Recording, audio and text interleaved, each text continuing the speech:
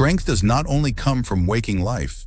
True strength is also found in the unseen hours, in the silence of night, when the body rests but the soul travels. Tonight, I will take you deep into a mystery that humanity has almost completely forgotten. Where does your consciousness go during sleep? We live in a world where sleep is seen as nothing more than biological necessity. Science tells us it's just the body repairing itself, the brain sorting memories, a mechanism for survival. But the ancients, and especially Thoth, keeper of hidden wisdom, taught something far greater. They said, sleep is not unconsciousness. Sleep is awakening to another plane. You have never been unconscious. You have never stopped existing.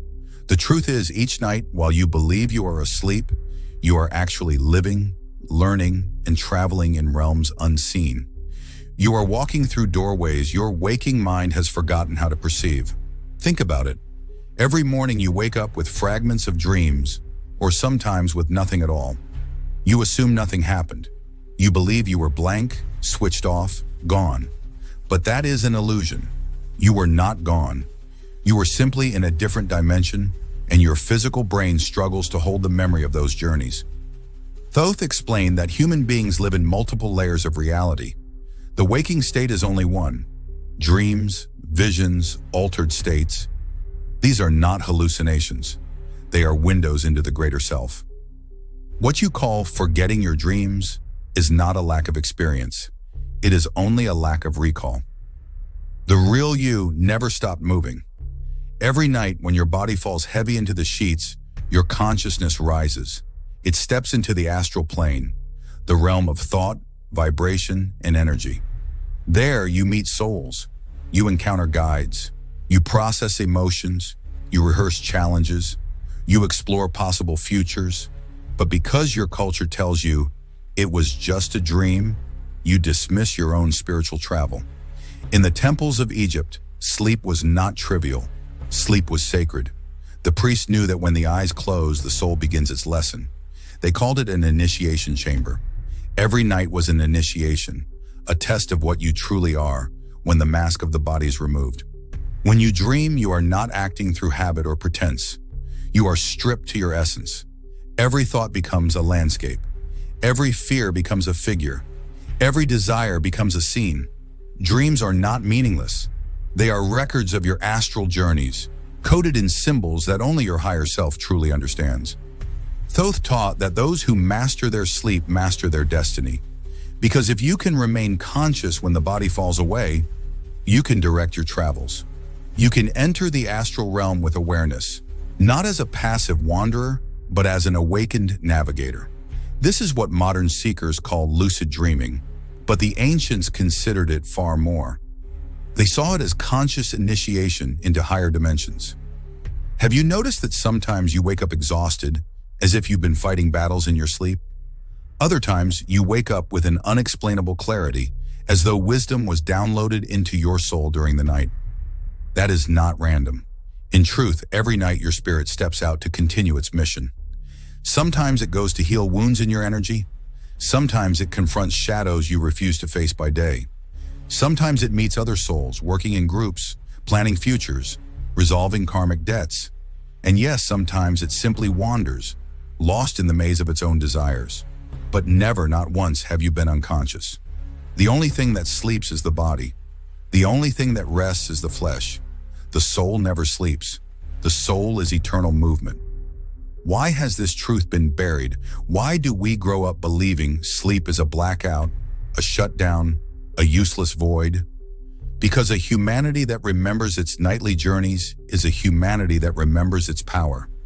If you knew that you are not just a body that sleeps and wakes, but a traveler who crosses dimensions each night, you would stop living in fear. You would realize that death itself is only another doorway, another sleep, another awakening. Those who control the masses want you to believe you are powerless, unconscious, blank. They want you to think dreams are fantasy, so you will not pay attention to the sacred messages your soul sends you every single night. So tonight, when you lie down, do not say, "I am going to sleep." Instead say, "I am preparing to awaken in another realm." Approach your bed as an initiation chamber. Approach your pillow as the altar where the body rests, but the soul prepares to travel. Your last thoughts before sleep are not meaningless. They are the compass for your journey. If you fall asleep with anger, you will wander into heavy places. If you fall asleep with gratitude, you will rise into realms of light. Your vibration becomes your passport. Thoth revealed that the conscious use of sleep is one of the greatest tools of transformation. To dismiss it as nothing more than rest is like owning a ship but never leaving the harbor. Every night, you have a vessel that sails across the astral sea. The question is, will you learn to steer it, or will you drift, unaware, across currents you cannot control? This is only the beginning. You now know the first secret. Sleep is not unconsciousness. Sleep is awakening. Every night, your spirit continues its path, unbroken, unstoppable, eternal. In the next part, we will go deeper into the astral realm itself, the landscapes of thought, the encounters with other beings, and why nightmares are not your enemies but your greatest teachers. So ask yourself before you sleep tonight, if my soul is going to travel, where do I want it to go? Now that you understand the first secret, that sleep is not unconsciousness but awakening, the next step is to ask, where exactly do you go? What is this mysterious space your spirit enters each night? The ancients called it the astral realm. Thoth described it as a vast ocean of vibration, a plane of existence that overlaps with our physical reality, yet operates under different laws. If waking life is the visible world of matter, the astral is the invisible world of energy. Here, thought is substance, emotion is architecture, intention is movement. When your body falls into deep rest, your awareness shifts into this astral dimension. You may call it dreams, but that word is too small. Dreams are merely the fragments your waking mind catches after a night spent traveling in a world where imagination becomes real, where the soul is free from gravity, and where you face the truest reflection of yourself. Imagine a world made of liquid light, constantly shifting and reshaping itself in response to your inner state. This is the astral. If you feel fear, the light condenses into shadows, into figures that chase you. If you feel love, the light blossoms into radiant landscapes, into places of beauty and harmony. The astral world is alive, yet it does not have the same solidity as Earth. It bends and responds. It is a mirror, a school, and a playground of consciousness. Everything you see there is both external and internal. The demons you run from are your own unhealed wounds. The guides you meet are echoes of your higher self, or messengers from beyond, cloaked in forms you can recognize. In the astral, nothing is random. Every symbol, every scene, every encounter is a lesson. Many people believe dreams are just the brain firing off random images. But Thoth explained, when you enter the astral, you are not alone. You walk into a shared dimension. Just as this waking world is populated with billions of beings, so too is the astral. You may have already felt this. Have you ever had a dream where you spoke with someone you know, and the conversation felt so real, so alive, that it lingered with you the next day? Sometimes it was not just a dream, it was a meeting of souls in the astral, a conversation outside the limits of the body. There are also teachers who dwell there, beings of higher intelligence, guides who watch over humanity. Some appear as ancestors, some as strangers with wise eyes. Some disguise themselves as ordinary characters in your dream, speaking truths that echo long after you wake. But beware, not all beings in the astral are benevolent. Just as Earth has light and shadow, so does the astral. You may meet deceivers, tricksters, entities that feed on fear. This is why awareness is vital. The untrained dreamer wanders blindly. The conscious dreamer navigates with clarity. What about nightmares? Why do they feel so terrifying, so relentless? Thoth revealed that nightmares are not punishments. They are teachers. When fear chases you in a dream, it is not trying to destroy you. It is showing you the wound you carry, the monster, the pursuer, the collapsing world. They are the language of the astral, trying to tell you what your soul is afraid to face in waking life. When you turn and confront the nightmare, you transform it. The beast may dissolve into smoke. The pursuer may reveal themselves as a guide. The burning house may turn into a temple. This is the secret. Nightmares are thresholds. If you dare to face them, they become gateways to deeper wisdom. So the next time fear appears in your sleep, do not run. Stop. Breathe. Ask it, what do you want to show me? That single act can transform terror into revelation. One of the most fascinating truths of the astral realm is that it is not purely personal. It is collective. Souls meet there. Some recognize it, others do not. There are stories of two people dreaming the same dream, meeting in the same place, and waking with the same memory. This is no coincidence. The astral is a common ground, a dimension where consciousness intersects. Thoth explained that during great events, wars, revolutions, spiritual awakenings, millions gather in the astral at once, drawn to the same archetypal spaces. This is why cultural myths often share the same dreamlike imagery across the world. The hero's journey, the underworld, the winged guides. Humanity has been walking the astral together for thousands of years. If you become aware, you may one day recognize the presence of another soul in your dreams. You may realize you are not only traveling your own path, but sometimes joining the collective journey of humankind. Thoth described the astral as a classroom of the soul. Here you practice. Here you prepare. You may face trials that mimic challenges in waking life. You may rehearse conversations, test choices, live alternate futures. It is not meaningless, it is training. Just as a warrior sharpens his blade before battle, the soul sharpens its will in the astral before acting in the material. Even death itself is practiced here. The transition into the astral each night is a rehearsal for the great passage at the end of life. That is why those who master their dreams fear death less. They recognize it as the same process, leaving the body, traveling beyond, returning if the mission is not yet complete. Now you see, sleep is not an empty silence, but a journey into the astral realm, a place of mirrors, guides, trials, and revelations. Your dreams are not fantasy. They are the coded memories of your nightly travels. In the next part, we will uncover how to take control of these journeys. We will explore the art of lucid dreaming, the ancient practices of preparing the body and mind for conscious astral travel, and how to remember more of your nightly experiences.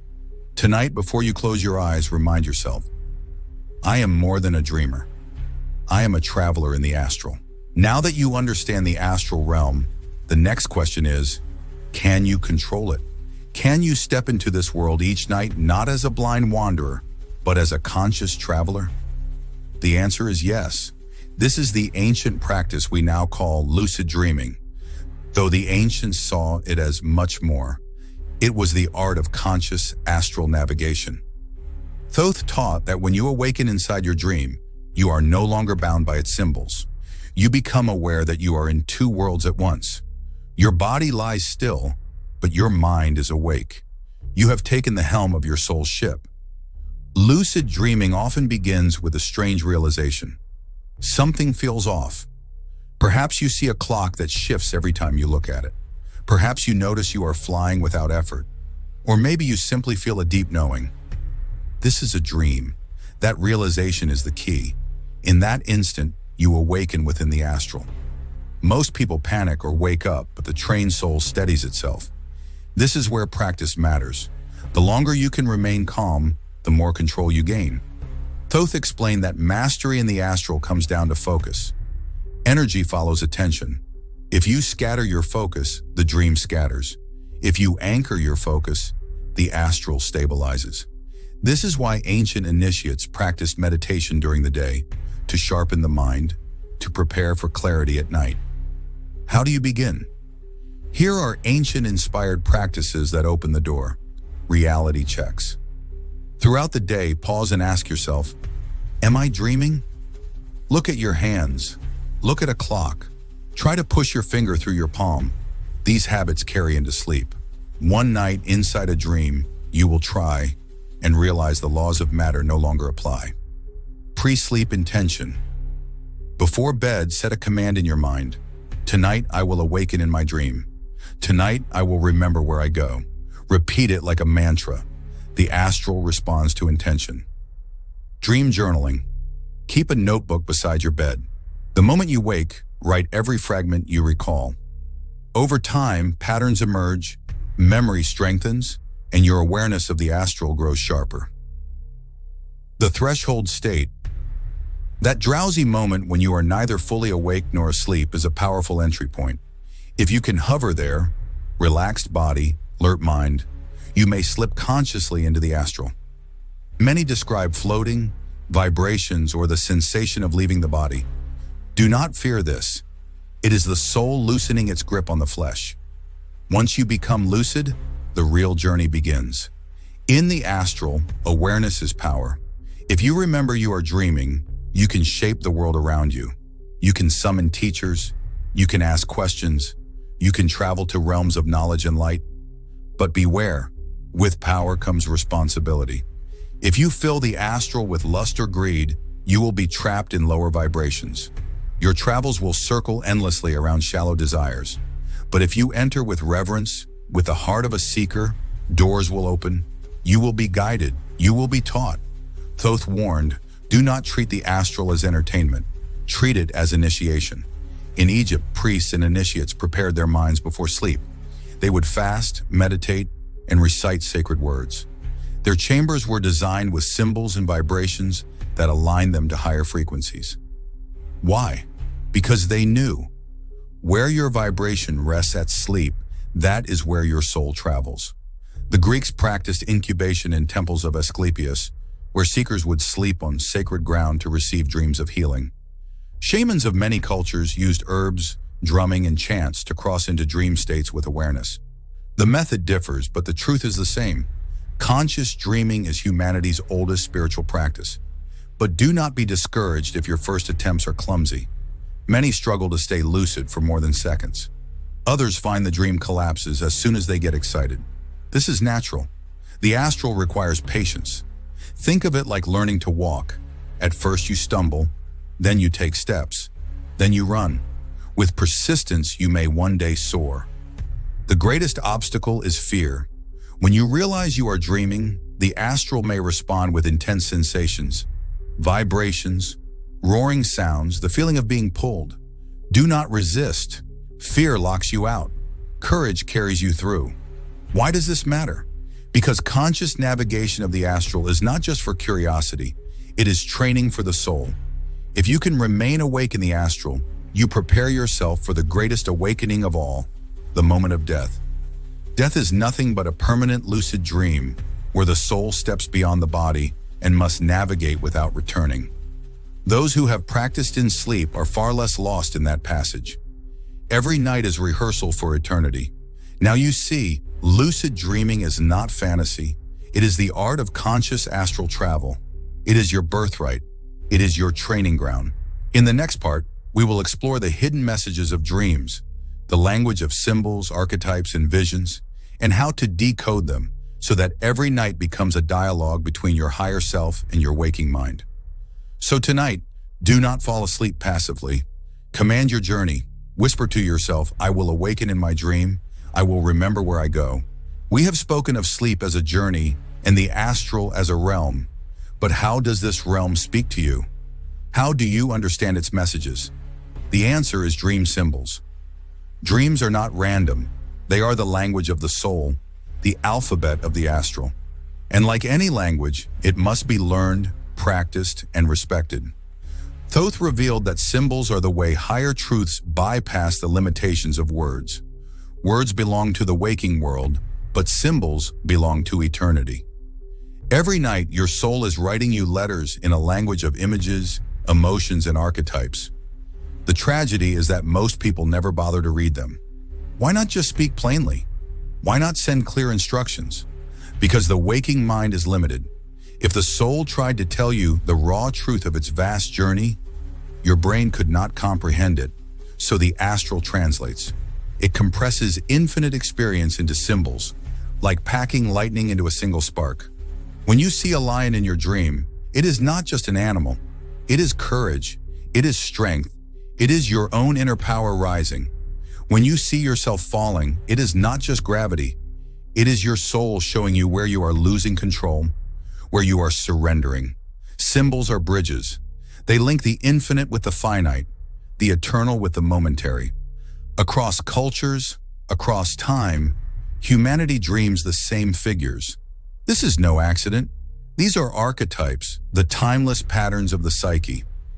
Carl Jung glimpsed this truth, but Thoth knew it long before. The shadow, often appearing as monsters, pursuers, or faceless figures. This is the unacknowledged part of yourself, the wounds you fear to face. The guide, a teacher, an elder, sometimes a stranger, who gives you a key or speaks a single phrase. This is wisdom reaching you from beyond. The journey, roads, staircases, mountains. These symbolize your path through life, the progress of your soul. Death. Far from being a warning of literal death, this symbolizes transformation, the ending of one chapter so another may begin. Water, rivers, oceans, rain. These represent emotion, cleansing, and the flow of life force. Calm waters show peace. Storms reveal inner conflict. The more you study your dreams, the more you will see these patterns. They are not random. They are the soul speaking in universal metaphors. Yet not all symbols are universal. Some belong to you alone. If a childhood toy appears in your dream, it may mean something very different to you than to another. This is why dream interpretation books often fail. They generalize what is personal. The truest interpreter of your dreams is you. Keep a dream journal, and over time you will discover your own lexicon. For one person, a dog may symbolize loyalty. For another, betrayal. For one, flying may mean freedom. For another, escape. The soul weaves its messages through your personal history. The most important clue in any dream is not the image, but the emotion. How did you feel? Terrified, joyful, calm, restless? That emotion is the compass. It tells you whether the message is a warning, a blessing, or a call to growth. If you dream of a fire, the meaning shifts depending on emotion. If you feel fear, the fire may warn of destruction. If you feel awe, it may signal transformation, passion, or purification. Always ask, what was I feeling? Emotion unlocks the symbol. Thoth said, the dream is the nightly record of your soul's voyage. It is not fantasy, but a coded logbook. To dismiss it is like throwing away sacred scripture written just for you. The ancients treated dreams as oracles. Pharaohs sought guidance through dream priests. Shamans entered trance to retrieve wisdom through dream journeys. Even biblical stories speak of kings guided by visions in the night. Humanity has always known this truth. Dreams are messages from beyond. Only modern society, obsessed with materialism, has forgotten. Write immediately. The dream fades quickly. Write or record it the moment you wake. Even fragments matter. Identify symbols. Circle recurring figures, objects, or places. These are the soul's chosen language. Note emotion, ask, how did I feel? The emotion is the heart of the message. Connect to waking life, ask, where in my life does this symbol apply? A dream of being chased may reflect something you avoid in waking hours. Ask the dream again. Before bed, return to a dream symbol. Say, show me more. Dreams answer. When you ignore your dreams, you ignore your own soul. You cut yourself off from nightly guidance. But when you listen, you accelerate your growth. Dreams warn you before mistakes. They heal you before wounds deepen. They inspire you before opportunities pass. Thoth revealed that the awakened initiate does not wait for life to shout through pain and loss. He listens at night when the soul whispers in symbols. Those whispers, if followed, prevent storms before they come. So now you know, dreams are not nonsense. They are the language of the soul, the nightly script of your eternal journey. They are symbols waiting to be read, messages waiting to be understood. In the next part, we will explore the mystical gateway of sleep itself, that powerful state just before you drift off, when you can program your mind, connect with higher forces, and set the direction of your astral voyage. Tonight, when you dream, do not dismiss it as random. Ask, what is my soul trying to tell me? We have traveled through the astral, decoded its symbols, and seen how every night is a record of the soul. But there is still a mystery we must uncover: the moment before sleep. This state, when the body is heavy, the eyes are closing, and the mind drifts, is not a void. It is a gateway. The ancients called it the twilight state. Modern science calls it the hypnagogic state. Thoth revealed it as a sacred threshold, a portal through which your intentions slip directly into the deeper realms of consciousness.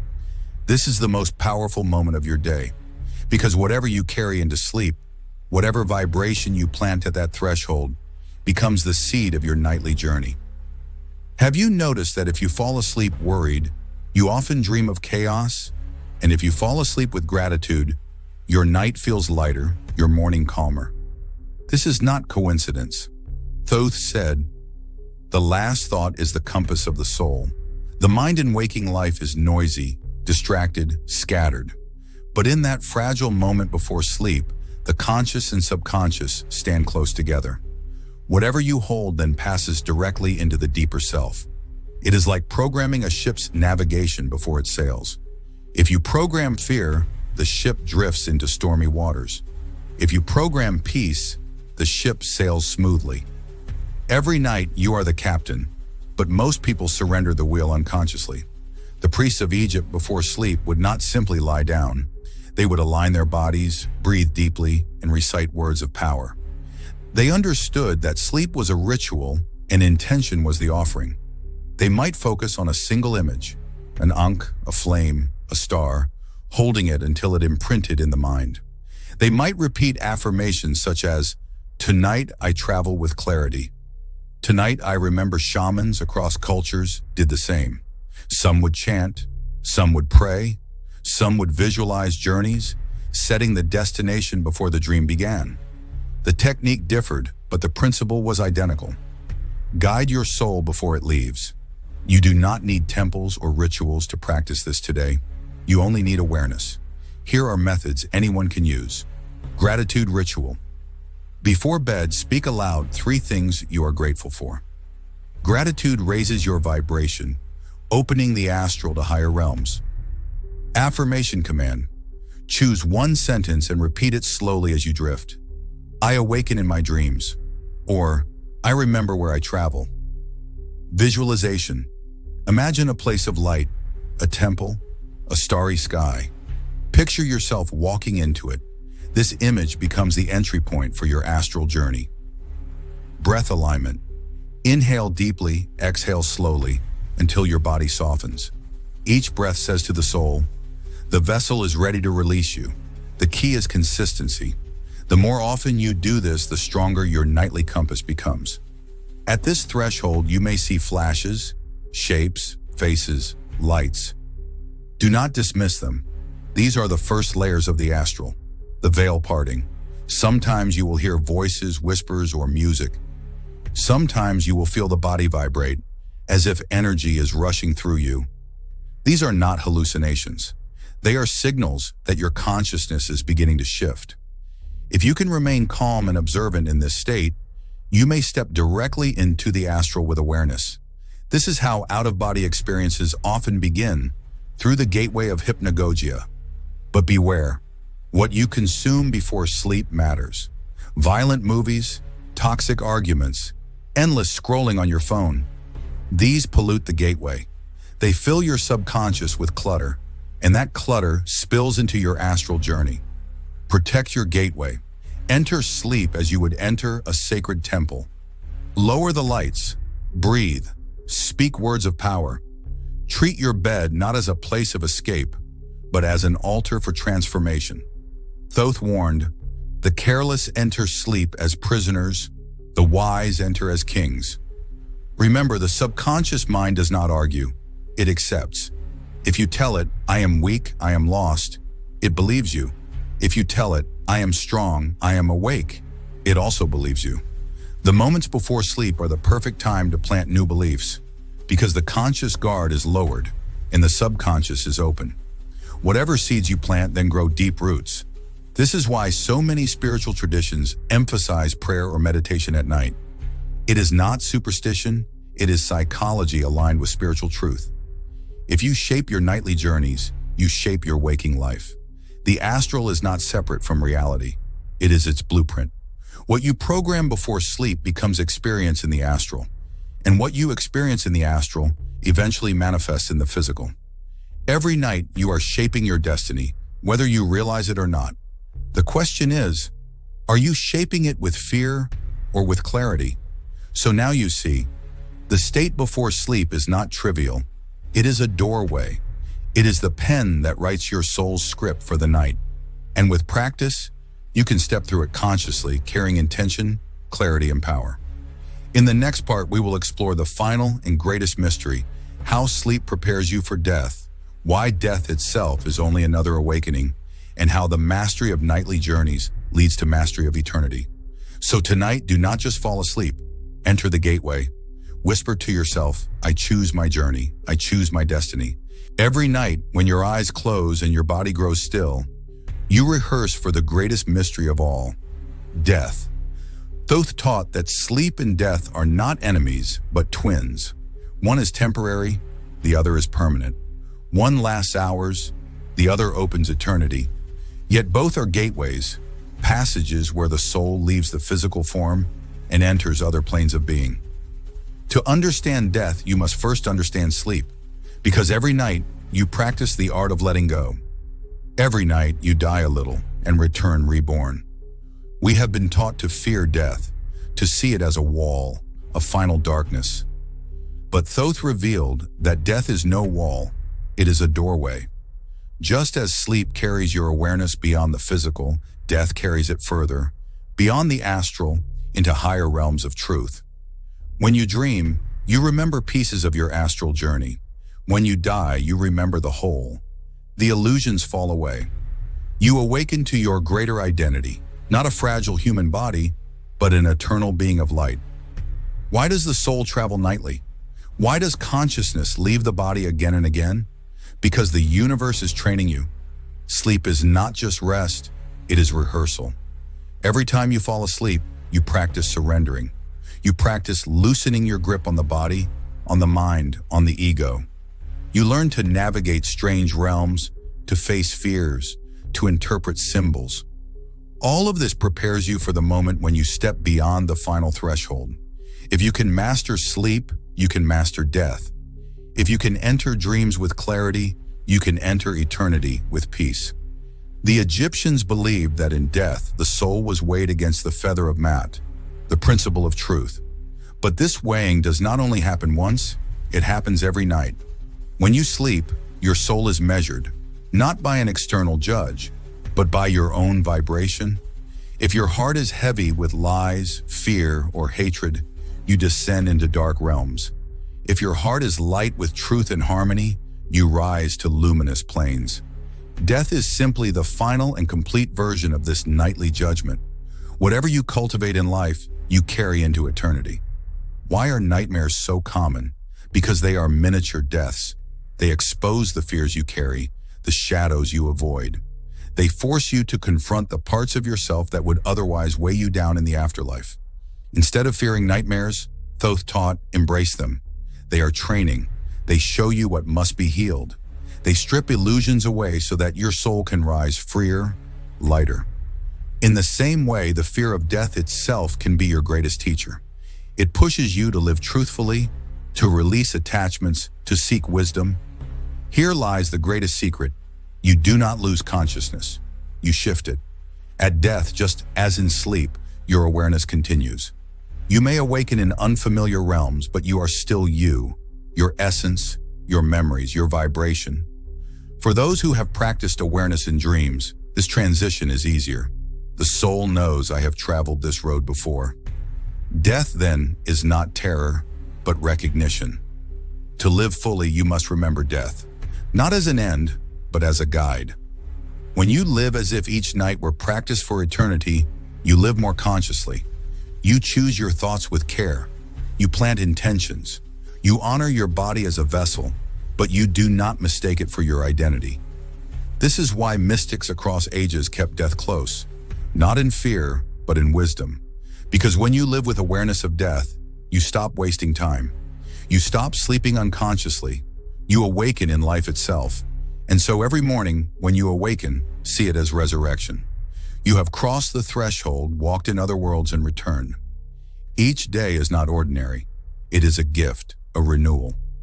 Thoth said, "The one who masters sleep masters eternity, for he knows that every night is a rehearsal and every awakening is proof of immortality." So let us end where we began, with the question, where does your consciousness go during sleep? The answer is both simple and profound. It goes where it will go after death, into the astral, into higher realms, into the truth of what you really are. Sleep is not escape. It is initiation. It is rehearsal. It is the reminder that you are more than this body, more than this life. You are eternal. Tonight, when you lie down, remember you are not shutting off. You are traveling, you are practicing, you are preparing for eternity. And when the final sleep comes, you will not fear it. You will know it. You will step through the gateway as you have stepped through countless nights, whispering the words of Thoth. I do not end. I awaken.